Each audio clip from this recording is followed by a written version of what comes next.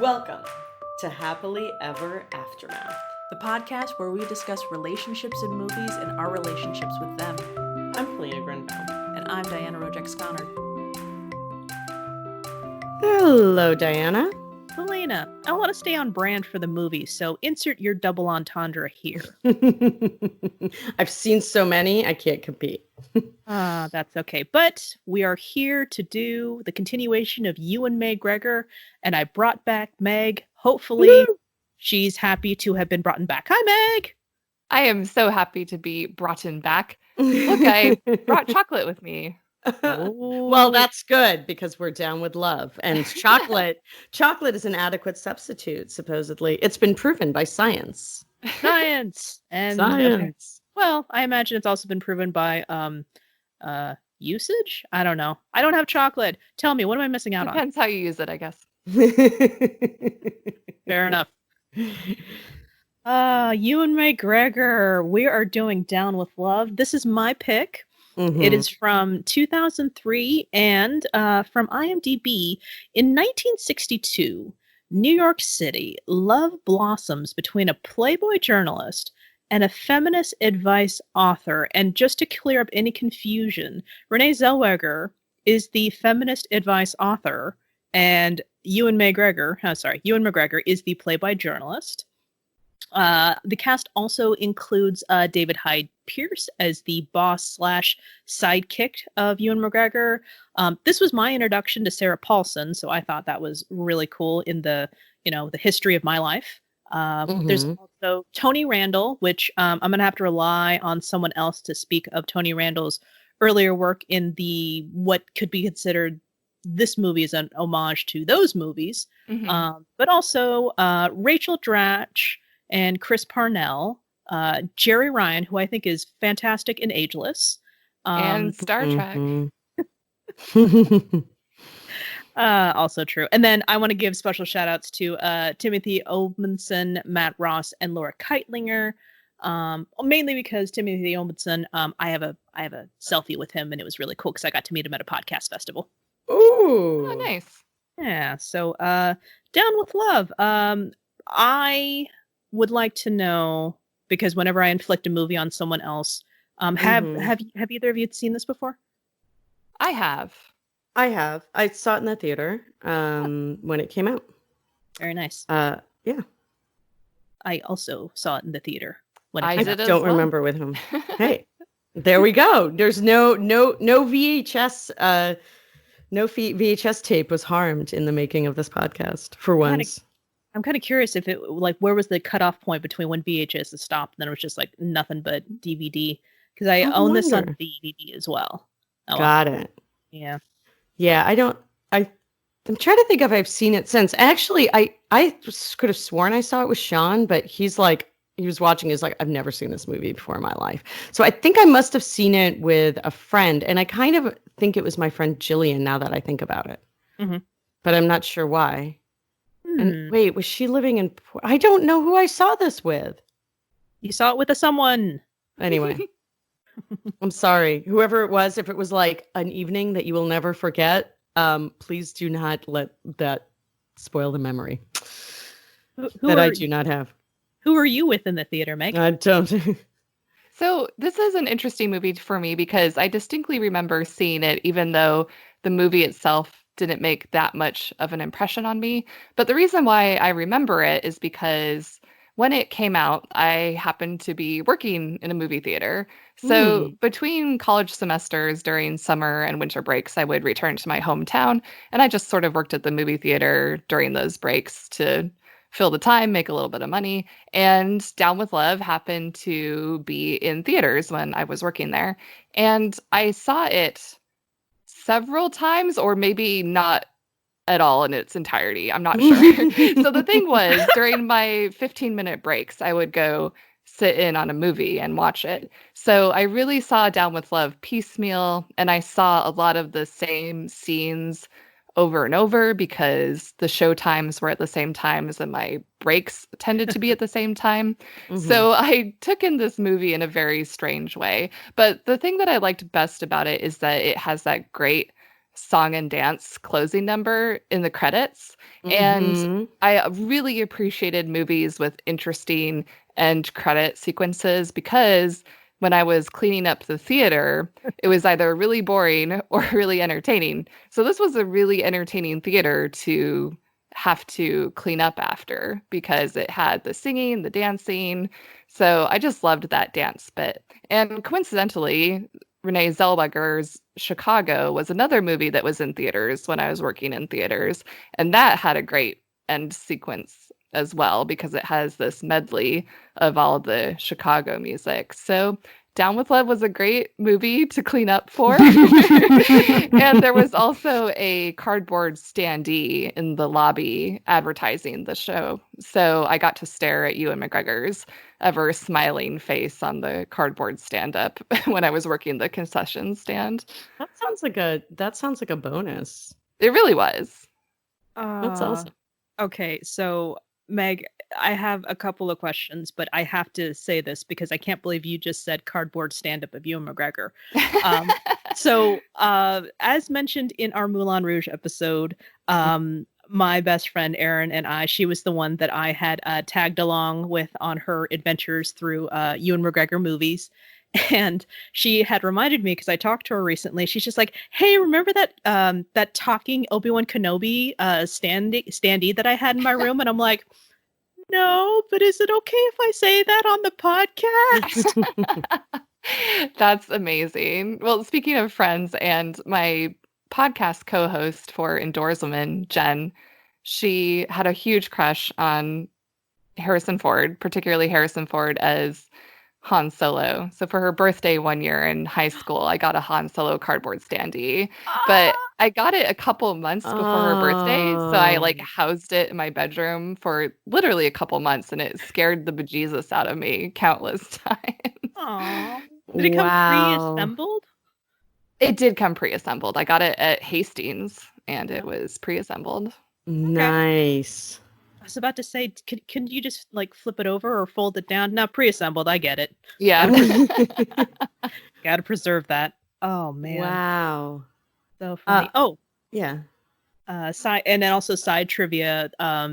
It was my understanding, based off of IMDb trivia, which is never wrong, that the ending sequence to the credits was something that was thrown in because Ewan McGregor had just done Moulin Rouge, Renée Zellweger had just done Chicago, so how can they not have some sort of musical number between the two of them? That's awesome, because I'm so glad they made that choice, because I loved that. That was one of my favorite things. That's also what I read, so hopefully it's true. And I also read that Ewan McGregor was the one who suggested it. Well, nice. Extra points for him then, if he's the one. It was great. Okay, so this is your choice. So Diana, what? So you saw it with your friend, and what did you think at the time? I know you were you kind of had a crush on Ewan McGregor, as you said in the podcast, sort of more to be a good friend, basically. Which I think I've done that several times. So I loved that story because I was like, oh my God, that feels so familiar. Well, here's what's kind of rough about that, and I talked about on the last episode. So by that point, Erin and I weren't really friends and kind of hanging out anymore. So this was post that fallout, and I had actually gone to see this because I was just interested in the movie in general. I thought the premise would be kind of fun. Mm-hmm. And I actually had gone, I can't remember everyone that was there. It could have just been the two of us, but it was definitely me and my friend Alexis. And we enjoyed it. And I remember both of us just, when we got out of the theater, we could not stop gawking at Renée Zellweger's monologue in the movie, which... The one where she explains everything? The one where she explains everything. Oh my God, yes, that, total. No, of course. That was everything. So not only did I enjoyed this movie a lot, and I think it's one of those movies that after I got it on DVD and watched it again, I really started to appreciate it more and more. It was like an even thing where oh, that was kind of fun. But the parts that I really, really liked, and something that Alexis and I had a really good time with, is that David Hyde Pierce's character amused me to no end when we were, rewatching it over and over again. And I had to write down when it came back to me because it tickled me the same way it tickled me back then when he and Sarah Paulson's character Vicky have a huge fight in a Japanese restaurant where they're sitting on the floor or sitting, without close to the floor. I'm not entirely sure what was happening, but Vicky storms out and he can't follow her and he goes, "Where's my geisha? I need my shoes." And I definitely had to pause it. So, he's basically playing that Tony Randall character, like in Pillow. So when you saw it, you said that you really liked the premise. What was it about the premise? Like, did you? So it's supposed to be sort of either a spoof or a homage. It's kind of hard to tell of like a certain genre of like, I think they're talking like basically Rock Hudson, Doris Day movies, but other movies of that type, but sort of set a little later, like in the 60s. And so were you into those, or had you watched those movies, like the movies it's sort of inspired by or based on or whatever? I had not, nor had I to this day have seen any of those Rock Hudson, Doris Day movies. Most of my movie watching begins like the 70s and later, but it's all kind of muddled because like a lot of those movies are also period pieces. So if like we're talking about The Godfather, I'm like, when did that movie come out again? Yeah. Later, but it takes place in the when again? Okay, earlier. So my movie watching is pretty contemporary. So I've been introduced to a lot of really good movies that are pre-1970s. I'm open to suggestions, people. Hey, when did Grease come out? Grease, like regular, that was late 70s. Okay, well, it takes place in the 50s, so I get very confused very quickly. 1978. So why don't we just start watching The Wonder Years and that 70s show and Happy Days, and we'll just call it a day. So I actually rewatched. I did watch those movies, which is why I wanted to see this movie. Yeah. I can't say I watched them it's funny because they do kind of all blend together, but like I don't think I was never like a huge connoisseur, but it was one of those things I would watch with my friends or I'd see on TV or like choose to watch. They're really kind of, they're also like, they're good movies to have on in the background. They're kind of genius. They're kind of, they're beautiful. So they're fun. There's like the kind of movies, then they show them they always have them in the background of certain kinds of bars in the 80s and 90s.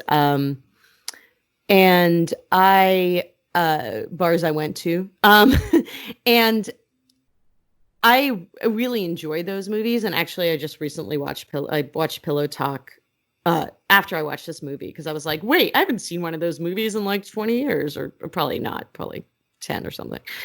And I have to say, I highly recommend it. It was so much fun. And the characters are weirdly like in Pillow Talk. And as I said, I'm not like it's a genre I'm really familiar with, but I can't say I'm a like encyclopedic fan. So I don't know about the others, but I found like Doris Day's character to be far more modern and kind of independent in a really interesting, like it's a little less, I mean, I know it's supposed to feel cringy, but it's not as like, so you would think that those movies would be a little cringy, and they're only a little cringy. They're really actually the character is quite solid and really fun. I highly recommend them. If I hadn't known in advance that this was Diana's pick, then I definitely would have guessed that this was your pick, Polina, because completely, yeah. I know that the Rock Hudson, Doris Day romantic comedies of the 60s definitely seem like something up your alley. And as you were saying, it's... Know me well. Yeah. And as you were saying, Down with Love spoofs those movies and is an homage, and at the same time is pretty emblematic of the genre that it's sending up in a way. Yeah. So I always find that really interesting where it's satire, but at the same time, it's really quintessential to the genre.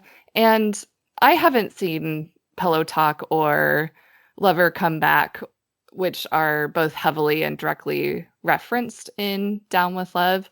Mm-hmm. But and it seems like a very niche sort of comedy. I was reading an AV Club article about Down with Love, and they said that watching Down with Love without having seen the Rock Hudson, Doris Day movies would be like watching Spaceballs without ever having seen Star Wars. And I don't know if that comparison, if I entirely agree with it, because I was able to fully enjoy the comedy of this movie without having seen the material that it references. It's very obvious that it's parody without being intimately familiar with the specific parodied movies. Right.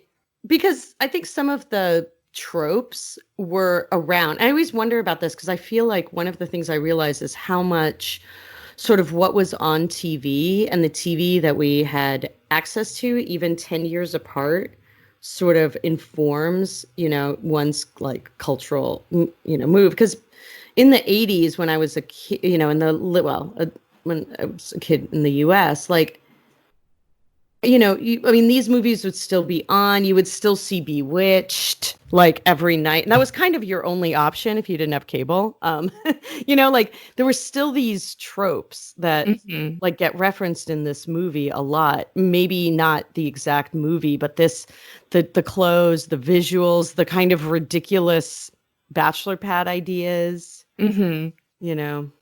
There's certainly a lot of just general romance tropes in here as well that aren't necessarily specific to the 60s, like the enemies to lovers trope. This is really common in romances, or the idea of someone adopting an alter ego in order to disguise themselves or deceive someone. You see this also in romances a lot.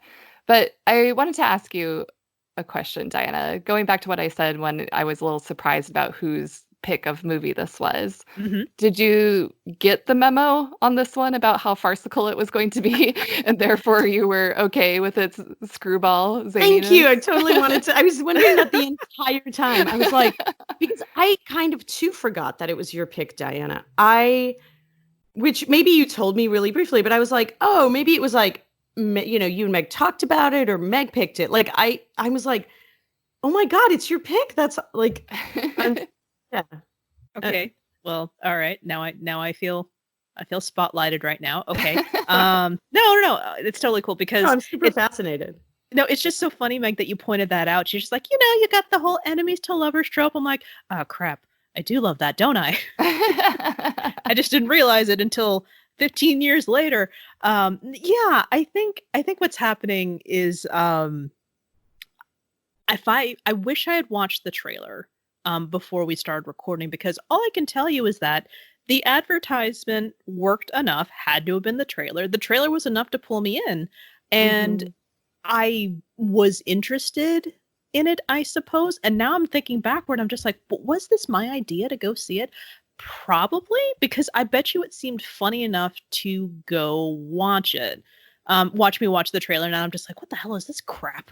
I don't know. Like, what was it? Was it the visual? Was it the people? Like, yeah, like, was it just like something about the energy of the movie? I genuinely don't know anymore. All I know is it was that a while happened. ago, to be fair. Yeah. I mean, if I had to take a guess, because I was very like, I wasn't as quick to say like, yeah, let's go for it back then. I was pretty like snobby in the whole like, I'll see Lord of the Rings because, prestige and like killings and like battles. Yeah, let's go do that. But yeah, I really think about it. I think it would take a lot to get me to go to, well, maybe by then my guard was down and I'm just like, yeah, I don't care. Let's go. Because it's the movies and that's the only place you can go when you're, in the teenager. So 2000. Right. Well, then again, if it's 2003, then I am not doing math right. I'm about 20. So yeah, still hadn't gone off to college away from home. So yeah, I think I was still just like going to the movies as much as possible. I don't know, but I think, how about this? I didn't vehemently, deny, like, say no when it was brought up if I wasn't the one who brought it up. So I don't know. I'm not making a good case for myself right now. No, I'm just, yeah. Am I protesting too much? I think do you think it's just like, it's funny because I guess like to me, and I don't remember the trailer. I bet you I had the same exact experience. Like, I was like, I want everything about this. Like, And I don't remember the movie that well. I mean, when you said it, I was like, oh, that's the movie, because you're right. It's like it has me written all over it. But it's not like it made a huge, I like enjoyed it and then kind of moved on. I don't think I like watched it over and over again. But I mean, it's so colorful and delightful. Mm-hmm. Yeah. I do love the visual style of this. It's literally larger than life. It kind of takes every sort of visual motif of the 60s and just really dials it up. The costumes are great. I love that they gave any excuse to put someone in a different costume. There would be Renee going from dress to dress to dress, and they were all just so bright and bold and colorful. I also really like the wordplay. Of course, it's a very wink, wink, nudge, nudge movie. Like the movie's constantly poking you in the ribs, like, get it, But I did really enjoy the double entendre, the wordplay. I found it pretty hilarious overall. It can be a little too smirky, a little too, I guess I would say, self-satisfied at times, but overall, I found the dialogue really zippy, really quippy, and I quite enjoyed that. Zippy. Yeah. Zip. Nicely done. And the premise, because I agree. Like, it was like sometimes a little too, you felt a little too self-conscious, but they had these great little lines. And so he has, one strange thing about watching the movies is I actually expected them to be, because I hadn't seen them in so long and I saw this movie, I expected Pillow Talk to be really like as broad and silly. But it's actually really not, which is, I was like, it's much less broad. But then you have these moments, like there are these, like, there are two things that I thought were just jokes, like in this movie that were in Pillow Talk, but that were real, was or I thought they exaggerated them. So that there's all those scenes where they go, it just looks like they're walking and they have a green screen behind them, and then you just see like different marquees, like where they went, for a date. And there, of course, as you said, she's always wearing a different outfit. And you get no sense of like what the time is. I thought they just went, and they did a little, like, they kind of made it more ridiculous toward the end, but I was like, this is literally identical to that scene in the one, there's in Pillow Talk, they have almost I think they may, for some of them, maybe use the same backgrounds. And then the other one that I thought was only as a joke was the bed that, that you push a switch and he has like a sectional, and one of the things transforms into a sofa bed.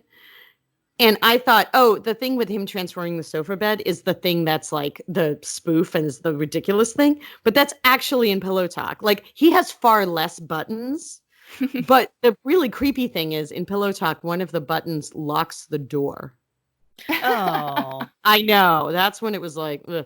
Anyway, but he literally is the same thing. And I don't know about you. We're talking about like, how sometimes you watch things and you're like, oh, I'm old. I just kept thinking like a sofa bed. I mean, like, that weird like thing in the middle of the bed that digs into your back. Like, no, not a sofa bed.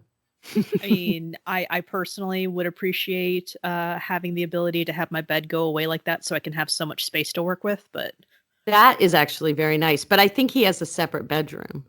So much room for activities. Yes. Yeah. I assume I was actually just thinking about that. Like, now, does he sleep on that bed? I had the same thought. I think he had a separate bedroom. Didn't he take the beatnik girl wearing only the beret into his bedroom? That's right. And I never processed that was his bedroom. I was so confused too. I don't know what it is. I think I really was brought into this because of I don't know. Is it bad that I just really, really liked Major Zip Martin? Is that just so wrong? No, he's so lovely. Yeah. I mean, oh, I don't know. He's super charming. Like, this is it's like that. The funniest, like, that was the weird thing about watching it was like, he also takes on this Southern accent. Yeah, I know. I loved Zip Martin. Yeah. Yeah, so I had only seen this movie when it was in theaters when I was working at the theater. I hadn't watched it in the meantime between then and now watching it for the podcast. Mhm. So when I was watching this movie the other day, I was so thrilled that they let Ewan have his Scottish accent. And I was like, oh, it's so nice to hear his actual accent, completely forgetting that he puts on the Zip Martin Southern accent for most of the rest of the movie. And I thought, oh, it was too good to be true. They couldn't let him have his real accent for the whole movie. Yeah, I know. God, I I love a really Scottish loved accent. his performance in here. I got such a delight from when you could see him visually changing into his Zip persona. Yes. Yeah, he would turn away from Barbara and you would see this look come over his face where he's kind of trying on his Zip expression, so to speak, and then he turns back to Barbara and he's Like, back in the oh, moment shucks. again. Oh, Such a great comedic performance, I thought. Yeah. It's also a different smile too. One is really earnest and the other one is just a different brand of confident. And he Yeah. changes his posture when he's Zip. I have read that some people critique this movie for its casting of both Renée Zellweger and Ewan McGregor, but I really like them in these roles because I feel that they can both swing from being really goofy to being the really charming or sexy bombshell that they're intended to be. So I think that they have that range, and I find it very believable for both of them. Although I will say, and maybe this is getting a little bit ahead, I didn't feel a lot of chemistry between the characters. Yeah, I see that. I actually found Renée Zellweger more annoying. I'm generally a fan of hers. But I found her more annoying in this picture than I remember feeling. Like it felt a little like sometimes I felt like she was hamming it. I mean, it's just a very hammy part, right? I mean, Yeah, you're not playing a intentionally real hammy. person. Yeah. Yeah, and there were times that really worked and other times where it just was like, especially like, there's a scene in a boardroom when she's being like on, when she's like being the persona, her external persona, like her TV persona, which is basically she's she writes a advice column, advice book, basically a self-help book called Down with Love, where basically it's like women can get ahead if they focus on their careers and forget about men. And here's how you do it. And it's like a complicated 3-step plan, 3-level plan. That's where the chocolate comes in. Like basically what you do is you try to break the connection between sex and love. And the way you do that is not by like just having sex more often, and having like you start with eating chocolate. Oh, I'm out. I don't know. Yeah, I do agree that it's a very hammy performance, and obviously that's intentional. But for some reason, I guess I'm more. But it worked on you. Not all the time, but I guess when it didn't work for me, I think I more, for whatever reason, attributed that to the direction or how she was told to perform than to her performance itself. Maybe that's misplaced of me. No, I think it makes sense because I feel like, yeah, they're just a like that's like me, and maybe I think watching Doris Day do it because my memory of the movie and then watching Pillow Talk, like I'm sorry I keep referencing this, but it's just interesting like seeing the dichotomy was like is actually she was much like this was the movie where she was not just the cute kind of ingenue, she was like a confident woman. And I felt like I feel like maybe the direction for Zellweger was so much about like be the cute, be this powerful, independent person in the board, but be this cute ingenue in the, in the romantic scene. So I wonder if that is part of it. Yeah. How dare you talk about, Star Wars when we're trying to analyze Spaceballs here, Polina. I know. I feel a little weird. I just literally like, I don't know what possessed me. And I'm like so delighted. And I just really want to talk about, I really want you guys to see Pillow Talk. And then I wanted to talk about his episode. Well, we'll put a pin in that because we can absolutely explore that later on. Because I honestly wanted to know because Meg, you said you hadn't seen Pillow Talk or any of the other movies that they were lovingly. Correct. I hadn't seen the ones that are really directly referenced in this movie. Okay, because and then I wanted to. Hey, Polina, you've got the knowledge, so that's why I'm trying to figure it out. Mm-hmm.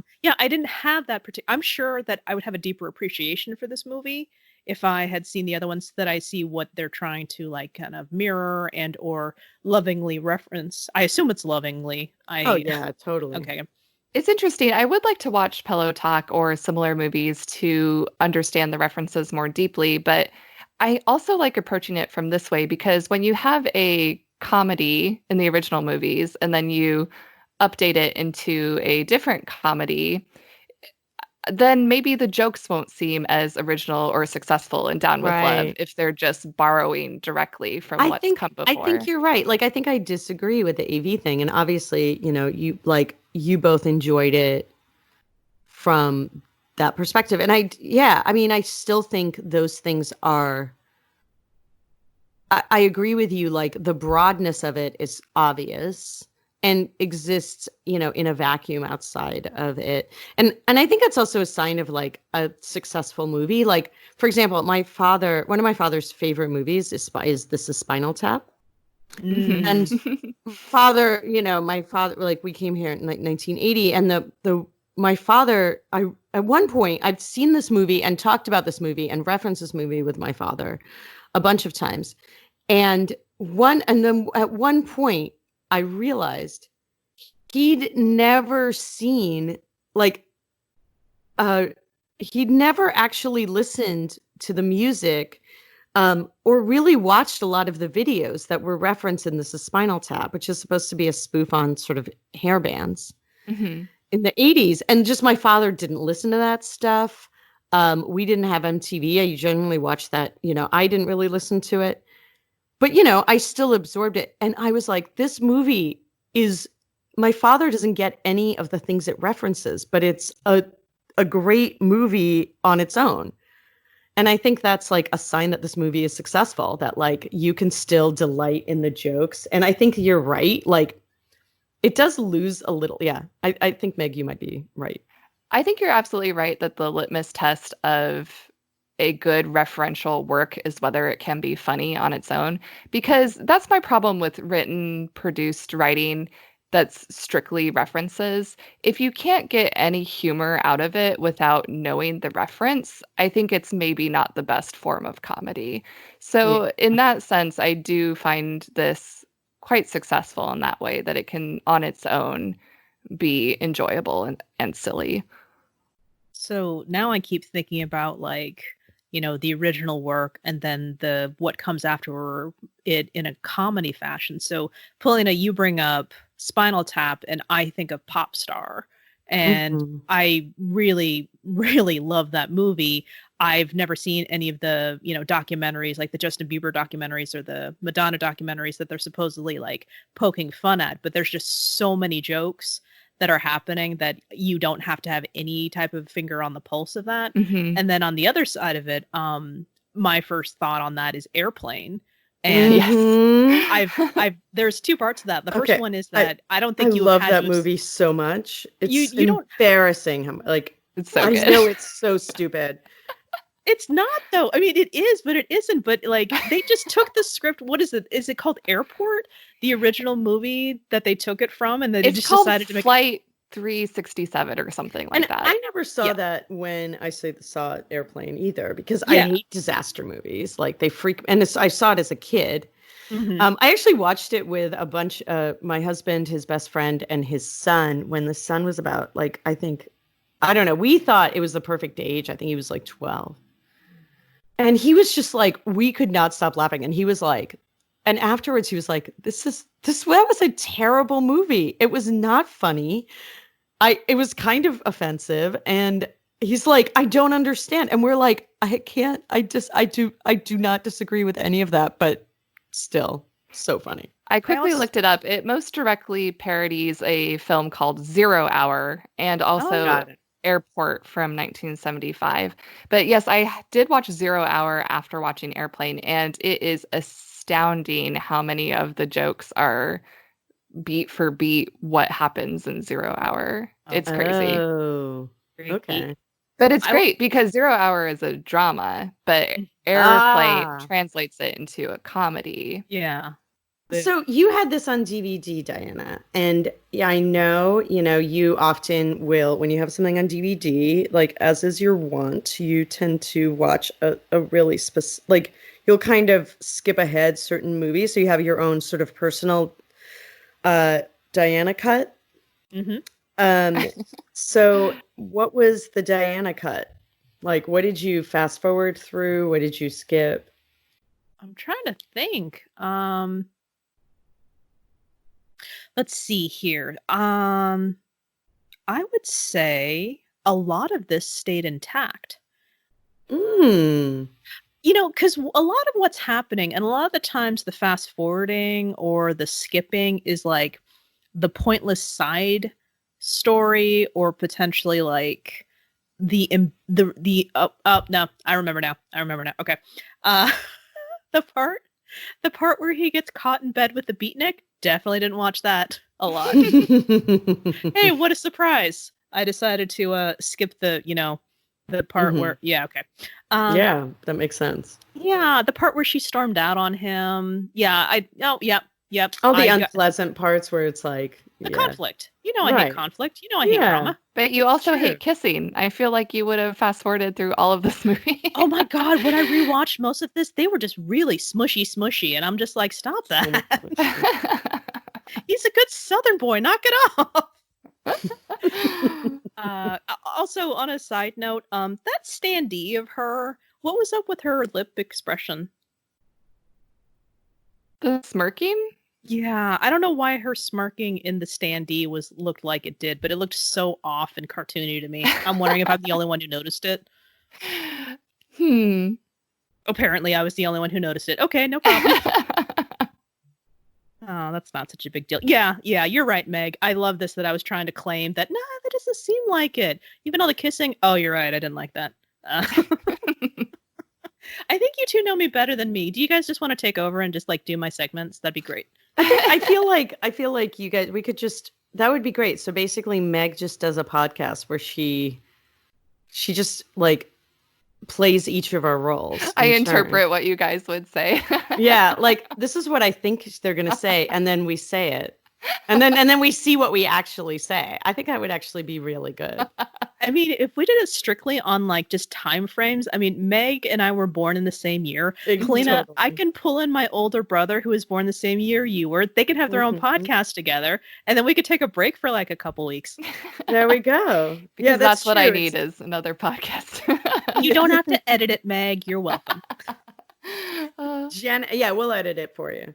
Jen, yeah, perfect. Finally, I get my Gen X-ness represented. I don't know. Yeah. I mean, I'm good. It's fine. It's actually like that's what makes the podcast interesting for me. But yeah, I think we definitely at this point have we're pretty predictable. Like, but so rewatching it, how was it different, Diana? I was worried that, much like you in Pillow Talk, like you had this one perception of it. I was mildly concerned. Again, it takes place in the 60s, but it was made in the early 2000s. So when was this really, representative of? I was worried that, again, because it's still blatant romantic comedy, was I going to remember things differently, or was I going to forget certain things, kind of like how you forget certain things from 16 Candles when you were younger, even if I happen to have been, this was almost a 20 years ago movie. So I was kind of worried about certain things like not landing right. Fortunately, it didn't hit too hard. There were a couple of things where it's just like, well, that was just the times. But do you ever have that reaction of that was just the times? Yeah, and that was crappy then too. So I don't want to try to excuse it. I think you're actually really speaking to what I find to be the most interesting thing about this movie, which is, so it takes place in the 60s. And as we've kind of been talking about, it's made in such a way to look as though it was also made in the 60s, not that it was only set during that time. Yep. So you have these intentionally unconvincing backdrops. You have the little montages. There's the parts where they're driving in cars and it's very obviously fake that they're on a soundstage. So it has this whole feel of artificiality. And I think in that same sense that its idea of feminism that it's presenting, I believe, is presenting an idea of feminism of the 60s. I don't think that it is trying to portray feminism of 2003. And I actually think that's really core to kind of its message. It's imagining this sort of dialed up version of the 60s. And I think the filmmakers asked themselves, what would radical feminism look like in this version of the 60s that we've imagined? And once they had done that, they constructed that in a way that they knew an audience of 2003 would view this movie and be like, oh, that's kind of funny that this is the 60s idea of feminism. And then fast forward to us now in 2020, we get kind of a similar experience. We see a movie from 2003 that at the time thought it was probably the most modern, progressive, contemporary view of feminism. And I think that just all really speaks to the whole theme of that social thought and the idea of modernity and the idea of being enlightened and progressive socially. And in terms of feminism, it's always changing. And even though now we feel like we're a very progressive society, our movies and our social thought is always going to be challenged and evolving and changing. Yeah, I think that's a really good point. Also, I think there's something really, there's something in this movie, you know, you're saying I agree with everything you say. And then I realized, like, wasn't it around this time that The Rules came out? Like, remember The Rules? I don't.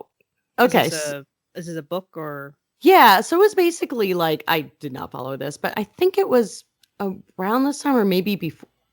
So it was essentially this book that was saying, you know, women, you need to basically, I think a lot of the criticism, I don't think I ever read it like all the time, but basically it was like, don't answer the phone on the first, you know, don't answer the phone. Always say you're busy. You know, don't seem over eager. There was a lot of like, you know, always wear these you know, always be perfectly dressed. Never, you know, don't get too comfortable. Kind of almost like you know, I used to read for fun, like when I used to have like those, you know, dating manuals of like the 40s, 50s, and 60s. You know, just like find them in garage sales and stuff. And it was like kind of like those. And so it's like there's always this quarter that is not kind of keeping consistent with the idea of like moving forward, I guess, with like equality between men and women. Yeah, it's like even the things today that we feel are right and that maybe we've arrived as a society to the right place, like, oh yeah, this is a good thing socially. Those views may be seen as antiquated 10 more years from now. And I think that's what's interesting is just seeing generation to generation what we held to be an absolute truth and then how that changes as the years go on. Yeah, I mean, even think about even in the past few years, like with Me Too, the shift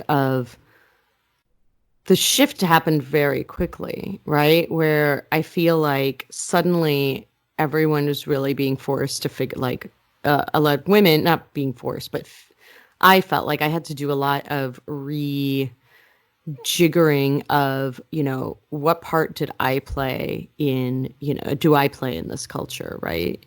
And that was like, looking at that and just sort of confronting it was really unacceptable even, you know, 5 years ago. Like I mean, it's still difficult in some quarters, but I'm just saying, like, even just having that discussion, I felt like it happened in, a year. Like that shift so fast. And looking at the movie in Down with Love, I think we can agree that, equality and representation in the workplace for women is a great thing. But also looking at the movie Down with Love, the book really creates this battle of the sexes.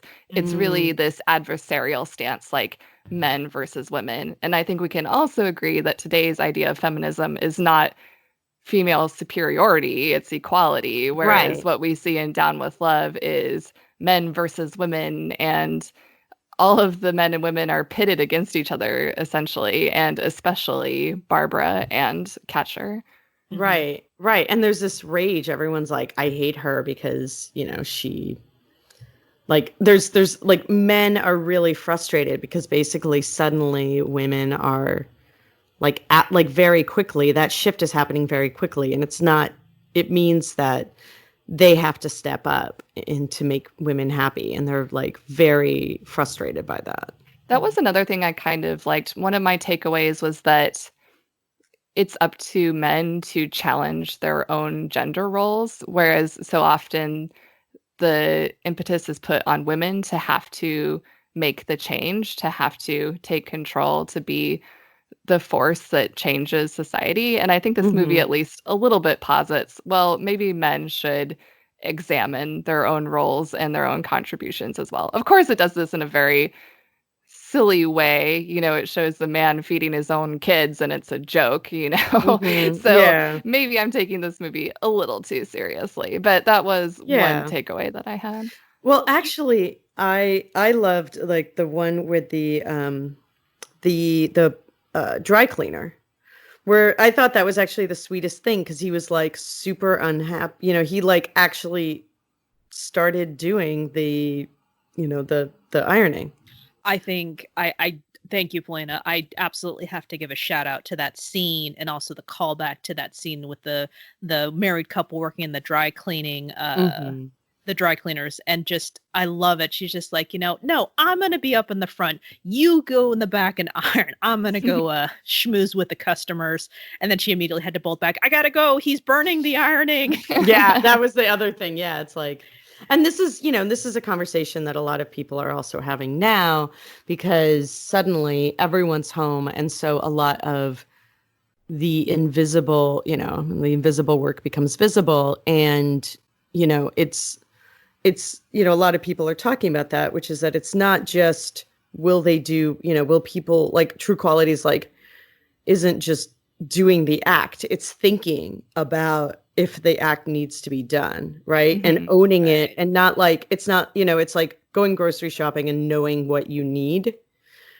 And instead of like this idea of like, oh, you go and you do the one thing, you go and you don't do a good job, or you don't, you go and you buy, the wrong, it's just like, the difference between just, oh man, they're really bad at going grocery shopping, and the amusing part of that to like, well, wait, why, like, we both need to shop for groceries. Like, why is one of us better at this than the other? Right. Because one says, I don't know how to do it. Right. Which I have to say, my mom taught me how to do, and it is helpful sometimes, but not really conducive to a good relationship. Oh, so Meg, you hear, that I hear, well, you're better at it than I am. So, at least I'm being flattered. My husband pulls that on me all the time. It works. Like, it used to work, and then I cottoned onto it. But he's great. He's very even and we get everything, I appreciate what you said, Meg, about how, well, maybe I'm just taking this movie a little too seriously. Like, two parts of that actually stood out in my mind is the fact that this movie could have ended with just like this amazing, they're together, they're in love, there's a happily ever after. But then Jeri Ryan's character plops right back in as the voice of the rest of the world. She's like, oh my God, you are Barbara Novak. You are my hero. And thanks to you, I'm now going to be a pilot. And so now that it's on Barbara's shoulders to be like the voice of, feminism in this particular wave of we're going to, start not infiltrating because, that's hello. I guess it kind of is in a way. Infiltrating. That's awesome. Well, we kind of had to.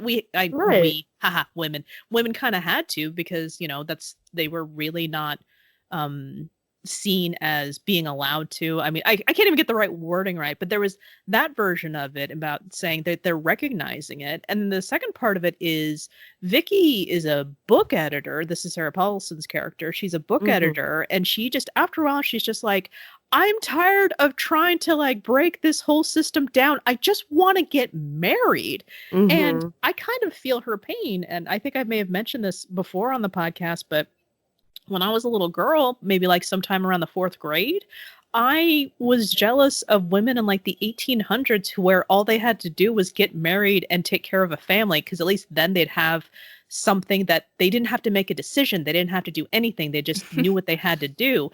And I didn't find out until my like early 30s. I'm like, oh, I just have decision fatigue. It turns out I like choices. I just don't like being exhausted by them. Yes. So yes, I think like I know what you mean, because I was one of those girls that read a lot of Victorian and Regency novels. No shade on anyone who's still doing it now, right? Oh no, no, I do this now. I mean, I read. Yeah, I'm like, when I can't sleep, I listen to Anne of Green Gables. Like, it's fine. But anyway, the reason I say when I was a girl is because I feel like the simplicity, the attraction of that, the simplicity of the choices is, when you're 13 is it's like, it's overwhelming that I have to figure everything out, like how to be an interesting person, what job to have. So it has to be something that satisfies me, but still makes money. Then I have to figure out relationships. Like, then I have to figure out like, who am I even attracted to? Like, and then I have to be attractive. And then I have to, just like, there's so much. And, it's, of course, I'm like, obviously you figure those things out, and you keep figuring them out. Like, what if, like being, I have to say, like, one of the nice things about like entering middle age is like a sense that you're like you get to decide how the kind of attractive you want to be. And there's a certain freedom in that, like, because you're kind of, the invisibility factor is kind of nice, because now I don't have to respond to other people's perception of me. I think we're all feeling that right now. Oh, that right now? Yes, that is actually, like, I would love to talk about that sometime. But anyway, but like, just in general, but like, I think you feel, I think when you're younger, that like, oh my God, I have to figure all these things out at once, and I can't change them ever. Right? Like, oh my God, I have to figure out how to be, my career. And it's like, that's like, by the time I'm 15, and if I make the wrong choice, like, I'm stuck for life. And of course, like, life just does not work that way. Fortunately. Well, my version of that is, it was good times when I didn't have to use my money to pay bills, but I don't think I want to go back to my dad, being the one who dictates the thermostat temperature. So I'll take the trade-off. Yeah, exactly. Also, and also, like, I get, it's like the boredom, I guess, and, I knew that it was never like it was an option. Like, I don't think my parents ever presented being a stay-at-home person as just like, that just did not occur to me as an option when I was younger. Even being just a stay-at-home mom did not occur to me. I just never thought about my future. Still don't. Well, at some point I stopped, apparently. Now I'm just like careening from whatever like comes up to the next thing. Well, Meg, we will have you think about our character's future in a minute. Oh, I will, yes. Yes. But since this is my pick, should I go first, or is this something that if I open the floor to you ladies, we can answer the question, when did they fall in love? I want to hear what you think, Diana. Oh, okay. So if I remember correctly, Meg, when we did Moulin Rouge, she said, I feel like I'm just going for the easy answer here. So I'm anticipating me being that person this time around, because if you actually saw this movie and you listened to the monologue, you heard that Barbara Novak, aka Nancy Brown, had fallen in love with Ketcher Block immediately as his secretary. What was a year and a half ago before the movie started, and then she monologued her way of how she manages to write an international bestseller just to get his attention, and so that way that he could fall in love with her.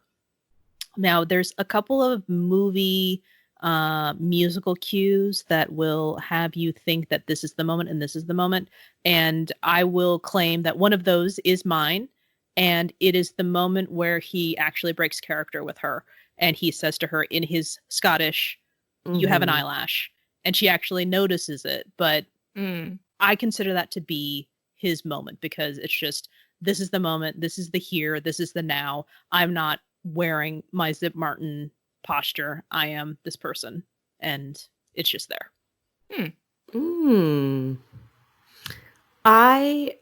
Wow, yeah. When do you think she fell in love with him? You mean the year and a half before the movie started? Yeah, I guess you're right. Okay. All right. No, I took her at face value. Okay. Fair. Yeah, I really waffled on the question of when they fell in love, because I also asked myself if they even fell in love. I have a lot of conflicting movies about this movie, and I'm not sure if I'll be able to land for certain on whether they fell in love or not. But the thing is, as we kind of discussed already, there's a lot of intentional artificiality to this movie, like with the sets and with the costumes. And I feel like that extends to the romance in a way, that it's a sort of superficial romance, and that's how it's supposed to be interpreted. So I'm not sure if they ever really fell in love, because at first you have Catcher falling in love with Barbara, and I thought, well, this is believable. They've spent nearly a month together every single day doing all these different activities, getting to know each other. And so, yeah, I do definitely believe that he is falling in love with her. There's that moment where he's looking at their pictures from the photo booth, and it's just very sweet, and he's looking at it fondly. And you can tell that he just carries these photos with him, which I think is a real sign of that he has this true affection for her. But on the other hand, how much of her Barbara persona is her true self? She's also pretending to be someone else. So I don't know how much they really know of each other. It's this relationship built on lies and deception and subterfuge and disguise. And Barbara also points out in the movie that Catcher is in love with himself. He's a narcissist. And I think that this is absolutely true. There's this moment in the movie that I just love. It's when they're getting ready for their date, and there's the two renditions of Fly Me to the Moon as they're preparing. And in the part in the lyrics where it says, in other words, I love you, when it says I love you, Catcher is looking at himself in the mirror, and he's liking what he sees, and he smiles so winningly at himself. And that's kind of how Barbara wins him over. She said, I became you. I got the scoop on you. I did the expose on you because that's something you would do, and you only really love yourself. So it was really by her emulating him that he found this love for her after she explains everything through her amazing monologue. So if they did fall in love, I would say yes, for her, she fell in love off screen, as she explained, when she was his secretary. And for him, I do think it is after the monologue reveal, when he feels like he's met someone truly his equal, or in other words, most like him, which is very selfish and narcissistic in ways. So I don't know. I'm not sure if they ever really fell in love. I'm gonna say I agree. Like I mean, I get that she, like, one of the complicated things is I genuinely feel like after the big reveal, which I did not remember, but like, did he, I don't know, it was just a very odd kind of thing where I genuinely felt like she was falling in love with Zip. Because Zip is unassuming, he's polite, he's thoughtful, he really respects her power, like he delights it, like he is the perfect man, like he constructed the perfect guy for her. And so Catcher basically and constructs this person who is the exact opposite of him, right? Polite, thoughtful, attentive, yeah. And so I just was like, I just find the whole thing very confusing, and like a lot of these movies, you were joking last time, like, it just like the last movie just had, it was so like the construct of them falling in love was so ridiculous, but you buy it. And when then we were contrasting that with Guys and Dolls, where like I find every frame of that movie absolutely delightful, but like I'm like, I do not understand these two at all. Like they make no sense to me. I can't go there. I kind of felt that way with these two. Like I think that, and so I'm really curious, like, does she fall? I mean, yes, she fell in love with Catcher, but it doesn't seem like a real love. Like, oh, this is a guy who, despite his appearance, his whole persona is actually really interesting or deep or wounded or whatever. I basically got that she was like, he's hot and he makes women feel things, including me, and I want to extract revenge. Like, I don't feel like that's love necessarily. I think that's a good point, and that's kind of what I was feeling as well, because how well could she have known Catcher when she was his secretary? Because if she had known him well, he obviously would have remembered her. Right. And then the Zip persona, like you're saying, is his opposite. It's his foil. And that's the person she was spending an entire month with. So does she love the Zip persona? I think maybe the answer is yes. Well, I want to say that she was his secretary for like, what, 3 weeks? Yeah, it was like a really short time. I feel like a 5 was in there, and so I was like, was it 5 months or 5 weeks? I can't even remember how long it was. Short. I mean, it was like, pretty short. And if my number was I might be wrong. I don't remember. I mean, you know me. I wouldn't trust me. I'd trust you. Right. But I kind of agree with what Meg was saying. And I think that she had spent more time with Zip than she did Catcher. Because if she was aware of the fact that she's like, I just didn't want to be another notch on your bedpost. I'm like, oh, so you're watching him do it over and over and over again. Okay. Yeah. And that's, and the fact that like it made more sense because she basically cottoned on to the girl thing. Like when he kept rejecting her, like way, pretty early on. Like, oh, he's just with a girl. That's what's happening. I also love that he was always with girls in sets of 3. Like, I thought that was very funny. It was like, okay, so you had so he basically had the triplets, and then you have that's like the first set, and then you have the flight attendants. And then, and at some point it goes up to 5. So I'm like, okay, so that's, I guess the Fibonacci sequence, like next is gonna be like, when does it stop, Catcher? When does it stop?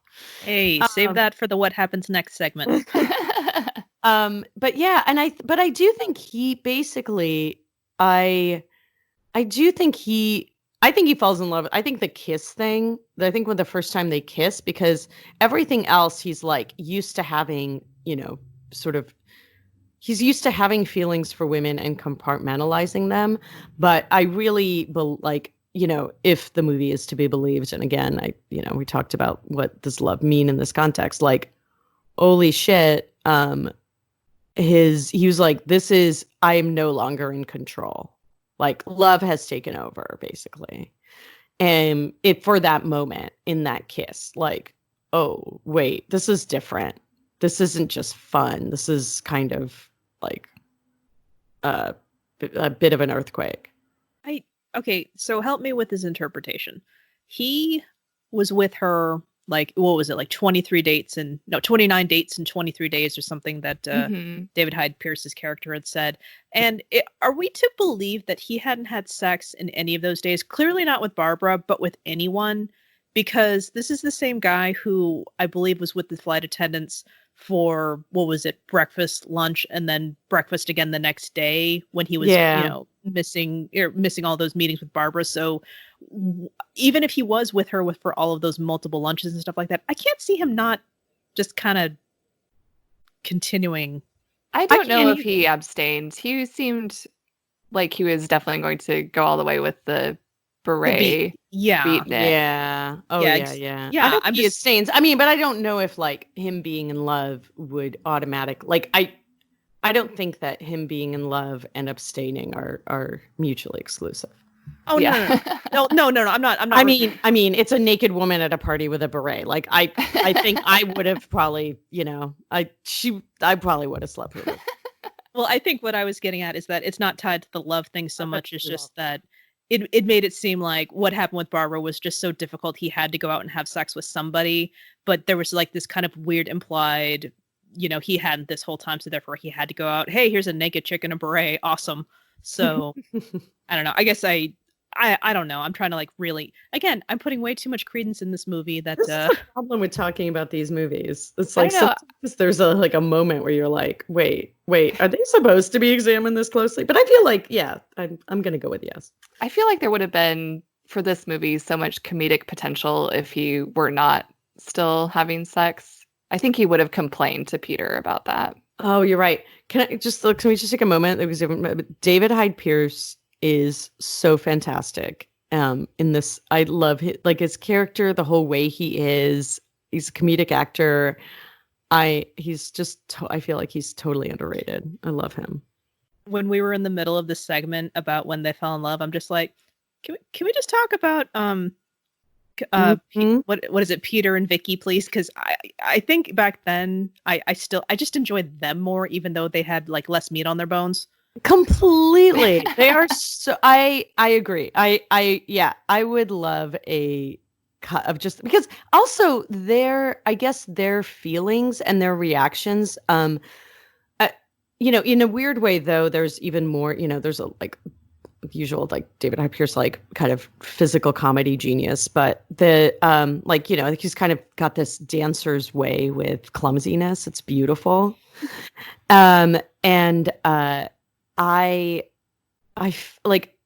definitely felt like their relationship felt much more real. Like their struggles were like, even though they were meant to be ridiculous, like really rang very true. I think she just wanted to get married to anyone who would marry her, to be honest. Yeah. Just like, but that also, like that part felt very, her sort of, her entire arc. And I mean, I think so much of this has to do with Rachel Paulson being really taking this on. But like, yeah, I just felt like her whole story is just really interesting. Yeah. She's such a great comedic actor. I loved this role for her. Hilarious. She really put on that practiced accent that you hear all the time in 60s movies, the sort of, what's it called, like the newscaster accent. Right. It's kind of a little new. It's like it's she Middle was America perfect. with like a touch of sort of Brahmin Boston thing. Exactly. Yeah. There was so much comedic talent in here. I do really like David Hyde Pierce and Sarah Paulson and Rachel Dratch as supporting characters. We just have these great comedic powerhouses. I think that was very smart to just have a strong supporting comedic cast to really punch up all the jokes. Mm-hmm. Yeah. So what happens when... So Diana, you have to kick us off. What happens next? So when I had this on DVD, I'll admit that not only did I watch the Diana cut of this many times, I also watched the bloopers, which are actually quite amusing. I love bloopers. I got to find this for you, Meg, because Oh, I think you would really enjoy these bloopers. But what's kind of interesting is that at the very end of it, you have the two couples and they're looking in front of this window and you see two bassinets. And it's supposed to really? end, yeah, and she's got the red hair, so you know it's supposed to be post movie and all that other stuff, which is actually kind of a problem I had with the medley at the end or whatever it is that you call it, the musical scene, because I'm like, she's back to blonde, so I don't feel right about this. So, which is kind of funny, but I was thinking that, you know, I kind of want to use these bloopers as like a cheat and say like, oh, they both got married and they both da. But I don't think that I feel right about that, especially with what you two had discussed, especially talking about how Barbara Nancy had really just fallen in love with this idea of Catcher, but only spent time with Zip, and then Catcher is only in love with himself. So the sad reality of the situation is that I don't think the implication of Catcher is now a different man, and now Barbara is, you know, the one who got this rascal to settle down is going to go very well, especially if you kind of take this journalism thing that they're both in. I think it's only a stone's throw away from like advertising, and I could see Catcher really falling into a spiral of a Mad Men scenario of just being like this angry. I haven't watched Mad Men, so I can only assume. Also, John, I love Mad Men. I think discussed. Yeah, it's I mean, so like Ewan McGregor, John Hamm, we're just gonna say these attractive men in these New York high pressure jobs. It's gonna be something very similar where, you know, the marriage is going to be unhappy. There's going to be a string of opportunities to not be faithful to your wife, despite the fact that, you know, in this movie that we just watched, he is like, I'm a changed man, and this, like, I'm not going to let you get away. And I'm like, yeah, she's still trying to figure herself out. She doesn't know if she wants to be your wife, or she doesn't know if she wants to be like this icon of feminism. So I see her sliding into, not like the character per se, but if you remember The Devil Wears Prada, and you have the Miranda Priestley episode where she's just very, very powerful, but she's had like some unfortunate, you know, relationship problems. And then you see her having to deal with like yet another divorce. I see in the future, Catcher is not going to be faithful, but they're going to go at it for a while now. And Barbara's going to have this whole like, am I going to be this icon of feminism and power and empowerment, or am I going to be this person who wanted to just settle down? That's the old me. This is the new me. I can't be this way. But then she is going to run with it. They're going to have like this long period of he's going to be cheating on her, but they're going to stay together for the sake of the publicity because they're like award-winning journalism / magazine people. But I think it's going to be the 80s when they crack. And then they're going to be together for that long, and then they're going to divorce. Because the 80s are going to bring a new opportunity of hair products. That they did. That they did. And colorful clothes. Yeah. Yeah. So it's not, I mean, considering this screwball comedy that we just witnessed, I just got gritty AMC style with them, and I'm not going to apologize. Oh, fair. Yeah, if I could go next, because I kind of want to dovetail from that, or maybe piggyback off of it a little bit, because I feel like I had a sort of similar thought process. I think that they are either made for each other or deserve each other, depending on how you want to interpret that. Nice. So I do think that they are really energized by their rivalry. I think that their sort of competitiveness is kind of the life force behind their relationship at first. Like, he seems to really get a thrill whenever she one-ups him or is ahead of him, whether that's her whole entire plot that she explains or just dyeing her hair. So I feel like for a while they can ride off of this, but I also see them being a very on again, off again couple. That the way that they find to sort of rekindle that sense of surprise and rivalry is to simply break up and get back together.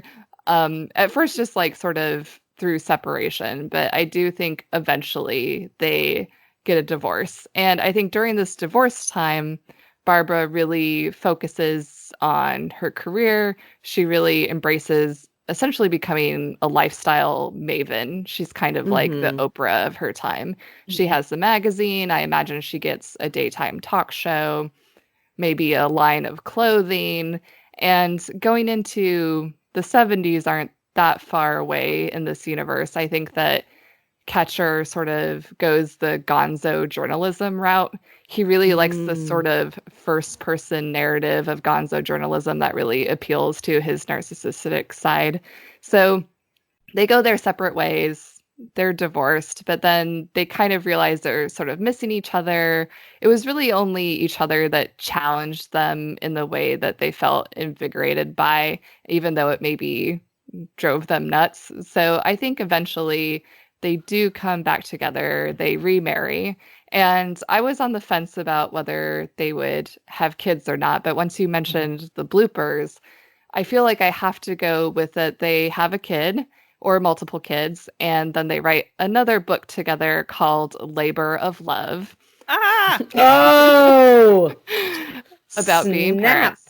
So I do think eventually they will end up together and remain together. Whether they'll be totally happy in that and whether Catcher won't perhaps stray or be a bit of a philanderer, I can't say for sure. But I think ultimately they'll come back to each other.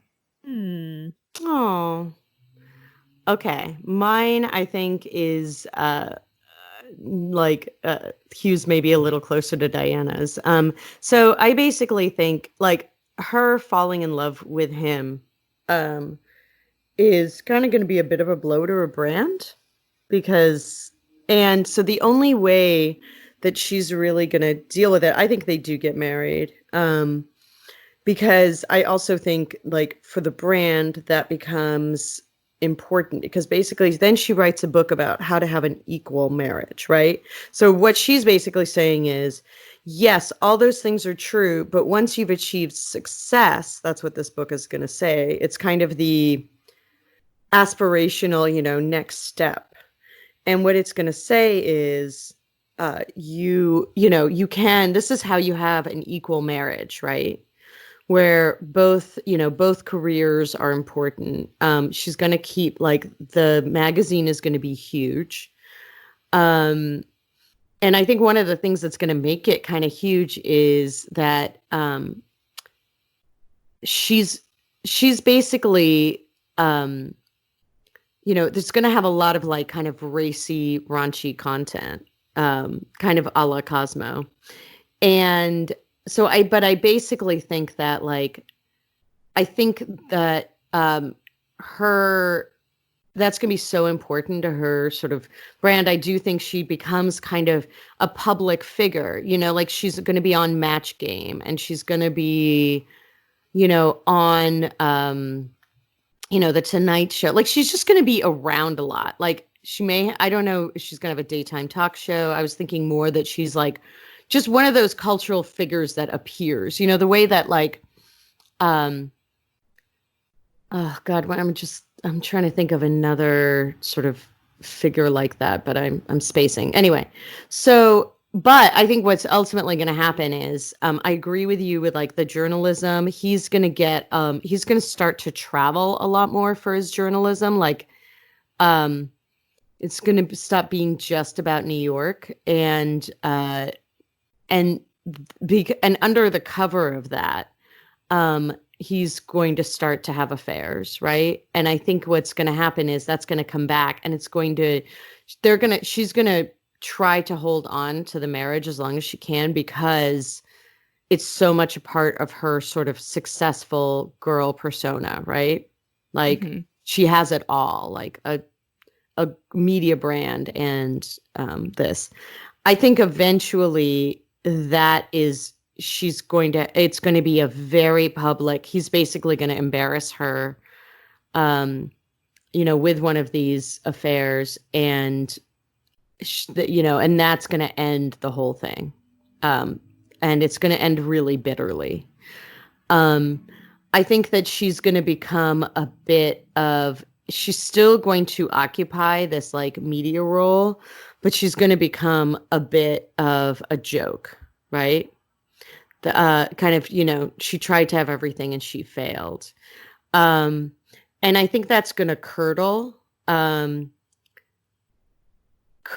within her. And I think she's, but I actually think she's going to keep running the magazine, and the magazine is going to keep changing, and it's going to be one of those magazines that truly does keep up with what women really kind of want to see.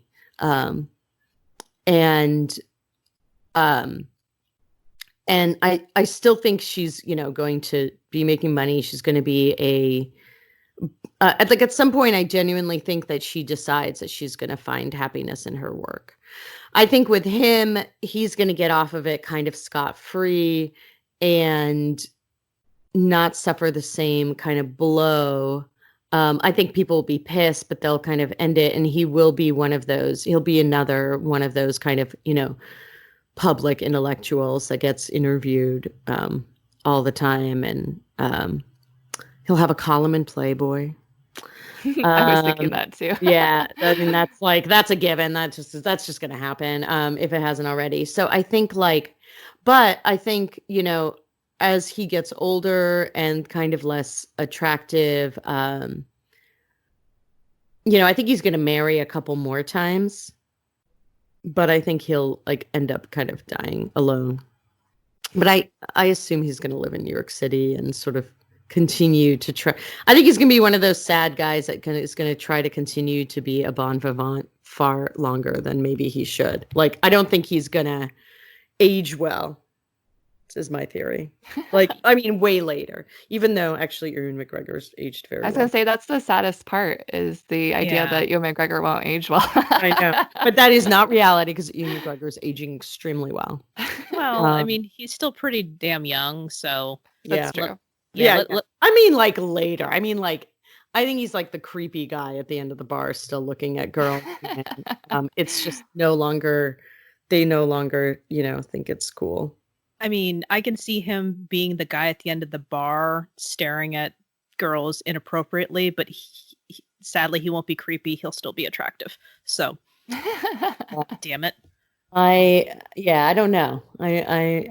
Anyway, so that's my theory about it. I just don't think it'll age well. Okay. I don't think the marriage will last. Oh, okay. No, that's fine. Oh, wait, no, I'm sorry. I forgot this end note. And then he dies of tuberculosis. I did like that we get Ewan typing away at an Underwood typewriter in both movies that we discussed for Ewan MAYGregor. Oh, God, you're right. That's the through line. Yeah. Very specific. Yeah. Well, the Underwood is iconic. Iconic. Yeah, and it's also potentially an innuendo. Oh, I didn't even think of that. Oh, that's good. Yeah, so am I just dumb, but Catch Your Block, is that an innuendo too? The best I could think of was that it kind of sounds like Rock Hudson. Okay. I think it's just going for that sort of idea of what those names would sound like in a 60s rom-com. Okay. Yeah. Or I think I wasn't being perverted enough to get it. Thank you. I put some thought into it as well. So if it is a double entendre, I guess it's just beyond us. Hooray. Well, if it turns out it is a double entendre and I didn't realize it, can you let us know on Twitter and Instagram? We're at HEAMCast. HEAMCAST. Oh, or you can tell us on Facebook, and we're at Happily Ever Aftermath. You can do anything. So many options. You can even email us. Yeah, but I think before you do that, I think you should check out Meg's book, Red Tea. Thanks for giving me the opportunity. So, Red Tea is a murder mystery novel. It takes place in Japan. You can find it pretty much wherever books are sold. And you can find me at megmezeske.com. That's MEGMEZESKE. You can find all my information about my book, Red Tea, also the 2 podcasts I co-host. I co-host the Indoorswomen podcast, which is a pop culture podcast with a positive spin. We talk about books, movies, TV shows, comic books, all sorts of fandom stuff we enjoy. Plus, we play silly games and give recommendations every episode. And I also co-host Pod Appétit, a Bon Appetit fancast, where we recap Bon Appetit's YouTube content and we cook their dishes in our own kitchens. So check it out. Yes, as a subscriber to both Pod Appetit and Indoorswomen, it has been wonderful having you in my ears during this podcast heavier listening time for me. Oh, well, I'm glad to entertain you during these times. Yay, oh, and also all of those podcasts and myself are pretty active on Twitter, so you can find all of those things at Indoorswomen, at Pod Appetit Podcast, or at Meg Writes Words. Absolutely. I highly recommend you do all of that. Thank you. Yeah. So thanks so much for joining us. Polina, as I was going through this episode and reminiscing at the fact that I had to commandeer someone else's crush, despite the fact that Ewan McGregor is a very attractive man, it may have been one of those situations where I could have used some help with Under the Influence from Frankie and Mur. To get yourself kind of there in the mood. I mean, help you understand some of the double entendre. I mean, not that word. I cannot. I don't know what's wrong with me. I think that some of our listeners don't need a double entendre so much as just an opportunity to get some essential oils. And we are offering them an opportunity to save 20% on their purchase at Frankie and Mur. And if they use the promo code HAPPILY1, that is HAPPILY and the number 1. You save 20% off your order, and orders over $40 get free shipping. So I think it's important, whether or not you have this deficiency that I do or not, for you to treat yourself to essential oils and allow yourself an opportunity to relax, to focus, to find Ewan McGregor attractive. I think you have some wonderful things you can find on this website, and we thank them for sponsoring our podcast. Yes, they are a wonderful sponsor, and they have been super useful during this time. It's really nice. And I think I'm actually going to put in an order today. I was thinking of getting the Now You Cedar, which is like a cedar spray, because I'm kind of into those at the moment. Anyway.